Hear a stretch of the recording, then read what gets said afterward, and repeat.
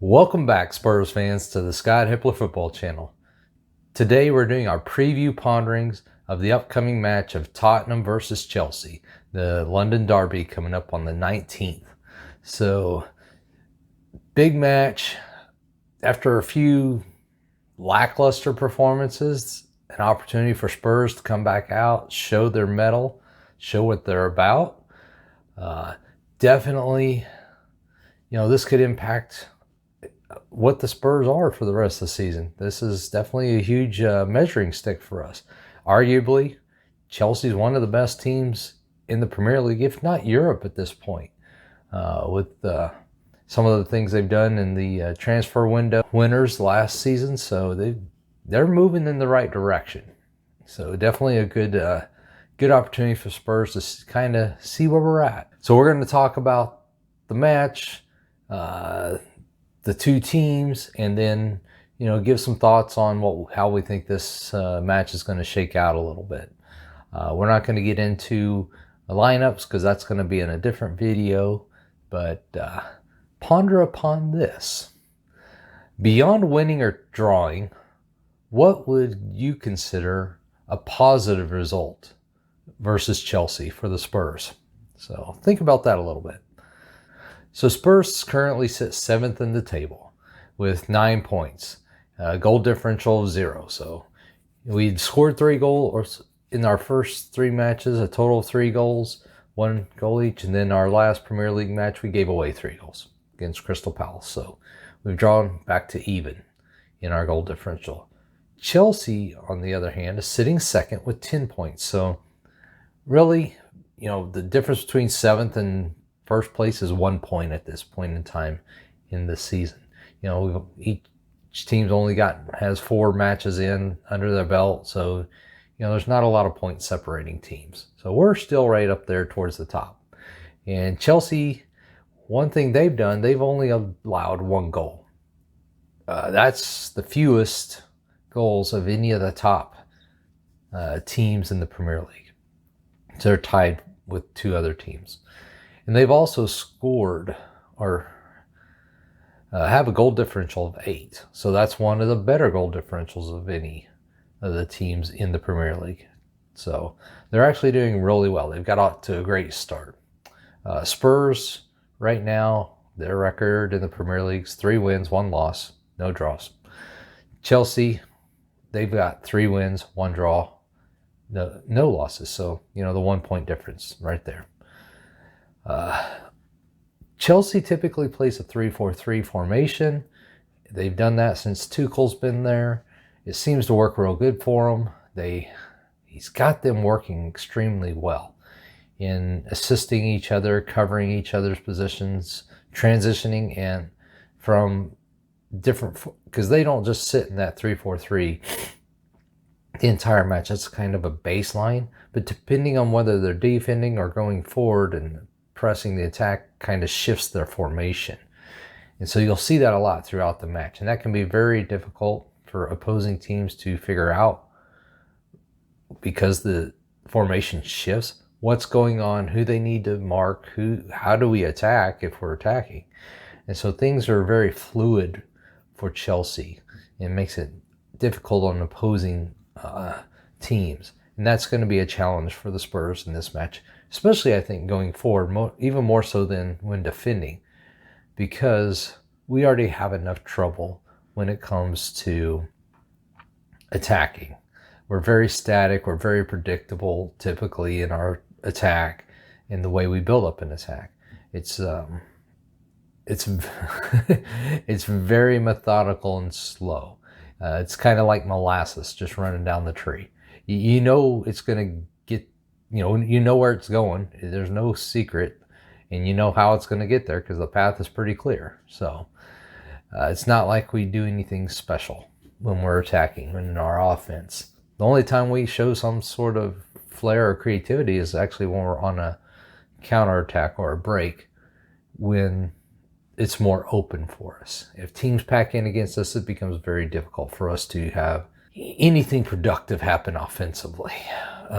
They have a number of different players they can play in their team too. So they don't have just a front line 11 that are consistent, that produce, they can go in most positions to, at least one or two players deep and not lose any value in their production and their play too. So that's something that, they have that we don't. Usually there's only a couple positions that we can argue that one player is as good as the starter, but for most of our 11 starting positions, I'd say at least 9 of them, it's not arguable who's the better starter. I mean, 8 to 9, it's pretty easy. This person needs to start, or there's a significant drop off. And so they have a better bench. They have a better ability to adjust their squad to fit the needs that they want to impose on an opponent. And so that's something that I think they have advantage of on this. Regarding injuries and such, we've had, coming out of the international break, we had a real rough run of injuries. For the midweek match, we did get Bergwijn back, but then Bergwijn picked up a injury there. Lucas picked up an injury. So, we're kind of thin. So right at this time and point, my understanding is we don't have Song, but they're saying he could be back, might be back. I don't know. We don't have Bergwijn again. We don't have Sessenon, Dyer, or Mora. So that's what I'm expecting at this point. We do have the 3 COVID buddies back. They come back to England on Saturday, so they're back in the contention for play, which we'll need them. We'll need at least a couple of those, if not all 3 of them, for this match, in my opinion. So one of the things I think we need to do is probably run a back 3. We're so thin in midfield right now, and we can't afford to run a back 4 and then try to fill in midfield positions from there. I think we're going to have to run a back 3, and then I'm thinking, in my opinion, more of a 3-4-2-1 rather than a 3-4-3 like Chelsea does. But anything with a back 3, I think, is our best bet. Plus, as I said, I think Sanchez is going to be back in the fixture. I think having 2 other people there to help him, because one thing that Sanchez does have an issue with is when he comes up against big, strong center forwards, legitimate center forwards. And Lukaku is a big, strong center forward, and he will manhandle Sanchez all day long given the opportunity. And so I think he's going to need some help there. And if we run a back 3, we really only have 3 options. Well, 4, I guess, technically, if you want to throw Davies in there. But it's Rodon, Romero, and Sanchez. And as I said, Davies. So, of those 4, you need 3 of them, which limits your options on the outside because Davies is a outside back typically, if you actually throw him in there. But that at least gives some support. It really solidifies the middle, makes it more difficult in the middle for Lukaku, I think, if we have a back 3. And as I said, going with a back 3 actually helps our midfield because our outside backs become more wing backs, which actually sit a little farther forward than the 3 center backs. So I think it gives a little bit more support to the middle of the defense and the midfield at the same time. So I think we're going to be missing a lot of key players now. Song may make it back. If he does, I don't think it changes the back 3 setup, but it may change how he structures beyond the back 3. But yeah, we're going to struggle this weekend, I believe. In the last 10 matches, Chelsea's gotten the better of us. We've won 3, drawn 1, and lost 6 to them. So it's not a very good recent track record. If you go even more recent than that, the last 5, Chelsea's won 4, drawn 1, and lost none against us. And in 4 of those in those 4 losses to Chelsea, in the most recent 5 matches, they've shut us out 4 times each match. So we haven't been able to score. So this is going to be an extremely difficult match for us, in my opinion. And I keep saying this, we can't press out high. And I know there's a lot of people saying, oh, we need to press, we need to get out, we need to be attacking. We just don't have the personnel to do it. Even when we have a full squad, we can't do it. We had almost a full squad, except for Kane, going into that Man City match. And Nuno did exactly what he needed to do. He kept things very tight and narrow through the middle, forced everything to the outside, and we didn't press beyond the halfway line very much. We didn't go down to their 18 or 20-yard line pressing that high. That's going to stretch us too thin. We don't have the personnel to take on a high press.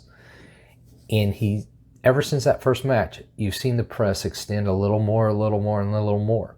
And we really extended against Crystal Palace. And what did they do? They whipped us up and down the field all day long. And even before the red card, they were knocking on the door consistently. And it's because we expose ourselves too much. Granted, we're not getting out. We're not having a lot of offensive opportunities. But in the last few matches, we've been giving up like 15, 20 shots on goal. Easily. We've given up possession like crazy. Well, if we're going to give it up, let's make sure it's worth it. Honestly, I think we're better in attack on a counter right now with the personnel we have, because that's where we're creative, is on a counter-attack situation. If we have to go break down a defense, it's not going to happen. We have not scored that way in quite a while. The Man City goal was a counterattack. It's just not very conducive for us to try to break down a defense. There's no one on our team that's creative enough, including Kane, that can do that. He needs service. He needs some space. He needs to be able to kind of flow in and out of the pockets and the channels to get his goals. He doesn't have the ability to sit there and break down someone within the 18 too much. So my opinion is we got to play it very tight and compact. So we have upcoming matches. I know I mentioned that we have 7 matches in after we came back from the international break, going through in the 23 days. And so we're kind of in that, where we're going to be playing matches every 3 days or so. So these injuries kind of hit us at the wrong time too. We got a lot of matches coming hot and heavy. Next match is the midweek match against Wolves in the Carabao Cup. Then we have another derby. Let's see. We've had a lot of derbies here to start this season, but we'll have another derby against Arsenal the following weekend, and then we're back into Conference League play. And it's just, it just seems like it's coming really hot and fast right now. And in my opinion, for this match, I don't think we're going to pull it out. I mean, there's a lot of people I've heard that are kind of optimistic and, while I'm hopeful, I'm also very realistic about our situation and what our abilities are. And I just cannot see us stopping one of the best offensive teams and breaking down one of the best defensive teams in the Premier League, let alone Europe. So unfortunately, I think this is going to be a pretty bad match for us. I'm predicting a 3-0 loss. I'm predicting us to lose to Chelsea. And as much as I'll be ecstatic if we win, and I just can't see it when I look at the evidence that's been presented not just over the last few games, but even the first 3 games. We weren't very good in those first 3 games. We weren't great. The opposition had a number of opportunities, so it just doesn't bode well for us. But let me know what you all think. If you heard something that you liked or got your wheels turning, made you start thinking during this conversation here that we're having, hit that like button. I'd appreciate it. Just show your support, and that way I know what I'm doing well and what you all enjoy. But let's see what can happen. And we've pulled out of difficult situations before. Let's see if we can do it this time. And come on, you Spurs.